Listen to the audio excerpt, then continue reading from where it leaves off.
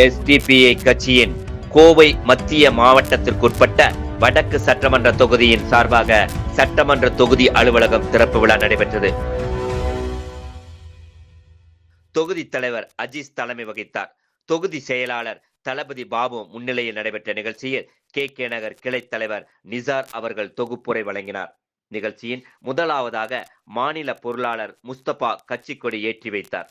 திறப்பு விழாவிற்கு சிறப்பு அழைப்பாளர்களாக கலந்து கொண்ட எஸ்டிபிஐ கட்சியின் மாநில தலைவர் நெல்லை முபாரக் அவர்கள் புதிய அலுவலகத்தை ரிப்பன் வெட்டி திறந்து வைத்தார். உடன் மாநில பொதுச் செயலாளர் நிஜாம் முஹைதீன், மாநில செயற்குழு உறுப்பினர் ராஜா உசேன், கோவை மத்திய மாவட்ட தலைவர் முகமது இஷாக், மாவட்ட அமைப்பு பொதுச் செயலாளர் இப்ராஹிம் பாதுஷா, மாவட்ட துணைத் தலைவர் அப்துல் ரஹீம், மாவட்ட செயலாளர் அபுதாகிர், மாவட்ட பொருளாளர் மீடியா மன்சூர், மண்டல ஐடி விங் செயலாளர் சிக்கந்தர் மற்றும் விமன் இந்தியா மூவ்மெண்ட் மண்டல தலைவி ஃபரிதா, மாவட்ட தலைவி காமிலா, மாவட்ட துணைத் தலைவர் சல்மா, தொகுதி தலைவர் ஆஷா, தொகுதி செயலாளர் குர்ஷித் மற்றும் எஸ்டிபிஐ கட்சியின் வடக்கு தொகுதி நிர்வாகிகள், கவுண்டம்பாளையம் தொகுதி நிர்வாகிகள், கிளை தலைவர்கள், செயலாளர்கள் மற்றும் செயல் வீரர்கள், ஜமாத்தார்கள், பொதுமக்கள் என 100க்கு மேற்பட்டோர் கலந்து கொண்டனர்.